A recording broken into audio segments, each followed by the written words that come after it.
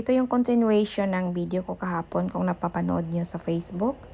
So, ito yung helipad dati ng emergency helicopter sa hospital.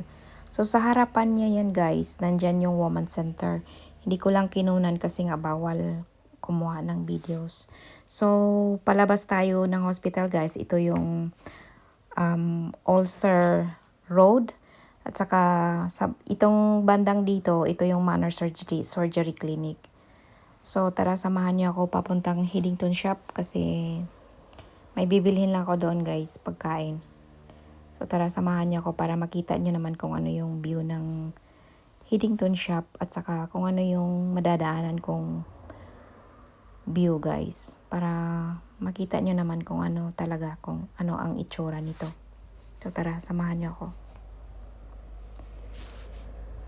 So yan, ang hirap mag-voice over guys. So kayo nang bahalang mag-ano diyan, magpasensya kasi beginner talaga ako.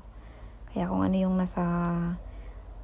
maisip kong masasabi, ito lang talaga yung mailabas ng bunganga ko guys. So kayo nang bahalang magpasensya diyan.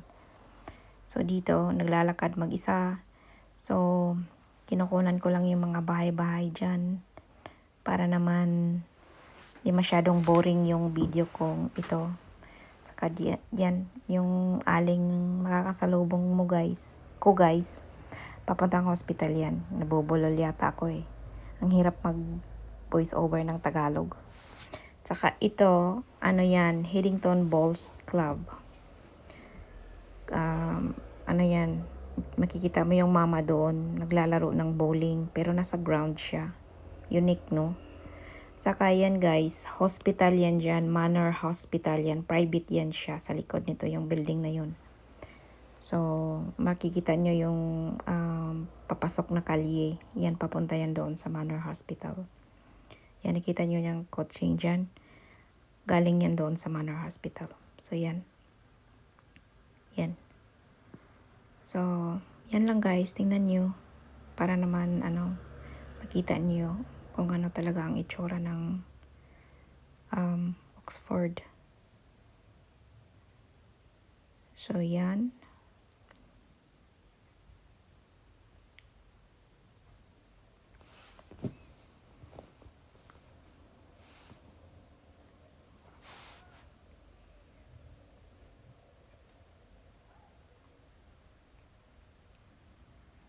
Yan, malapit na tayo sa junction guys. So, makikita niyo na kung ano talaga ang itsura ng Headington Shop. So, lahat ng ano dito guys, naglalakad or nagbabike, yan talaga ang ano dito, buhay. Kaya yan, tingnan mo.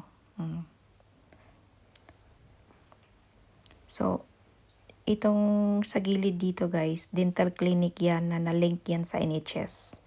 At saka may ano din dito, may Lebanese cuisine na restaurant yan. Lebanese restaurant. So sa bandang kanan guys, nandyan yung Shell petrol station. Yan, nakikita nyo yung logong yan, Shell yan. Halatang halata, di ba? O yan, ito na yan guys, tingnan nyo. Di ba? Para lang talaga siyang nasa probinsya. Kasi ang liit lang niya, tingnan mo. Yan lang yung makikita nyo dito. Headington Shop na to guys. Mga maliliit-liit na shop. So, ito yung tawag dito. Restaurant yata to. Yung restaurant nga yan. Tapos, ito yung Medina, Arabic at Asian supermarket. Lahat ng mga Asian na pagkain, mabibili mo doon. So, tumawid ako guys. Nandito itong Starbucks coffee. Yan yung it's a Medina shop. So, dito, makikita mo rin yung Heavenly Dessert Siap Coffee Shop yan. Lahat ng matatamis na nandyan naka-display. Tsaka yung mga matatamis na mga salita nandyan din yan naka-display. So, ingat-ingat lang kayo sa mga matatamis na salita. Baka kayo ay magkakaroon ng diabetes. So, ito yun guys. Maraming dito, maraming foundation charity shops na nandito. So, yan, British Heart Foundation. Sa kabila naman nandyan yung Oxfam at saka Cancer Research Foundation. Ito lang ang maganda dito guys kasi itong mga foundation na ito, may mga sinusuportaan yan sila na kung baga may mga unwanted items kayo sa sarili nyo or kaya sa bahay nyo, pwede nyong i-donate dyan at saka sila, binibinta nila yan sa murang halaga at saka yung kita niyan guys, dinodonate nila yan sa mga taong nangangailangan dito. Halimbawa, mga pasyente, no? Na nangangailangan ng tulong, na walang-wala talaga sila, yan. Pwede nilang tulungan guys sa foundation na yan. Yan lang ang maganda dito. So, makikita nyo ngayon dyan yung Iceland na yan, puro frozen products yung tinitinda niyan guys. So, ito lang guys, yung tingnan nyo para makita nyo talaga kung ano talaga yung Headington shop dito sa Oxford. So, sa bandang kaliwa, nandyan yung gym na all-time fitness na 24 hours bukas yan guys. Tsaka Sabers na puro cosmetics or puro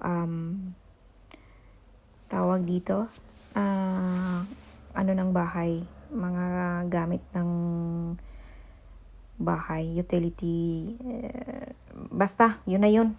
Mahirap mag voice over Tsaka ito lang guys, tingnan nyo para naman paulit-ulit lang talaga yung sinasabi ko Basta kayo nang bahalang humusga dyan. Pasensya na talaga kayo kasi hindi talaga ako magaling mag voice over.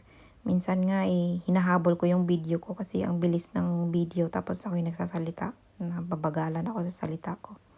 Kaya kayo nang bahalang dyan, humusga. So yan lang guys. Thank you for watching and I hope you enjoyed it. Thank you. Have a nice day. Bye-bye. Ito na yung Headington shop. So, welcome to Headington shop, guys. Hindi ko pala nasabi.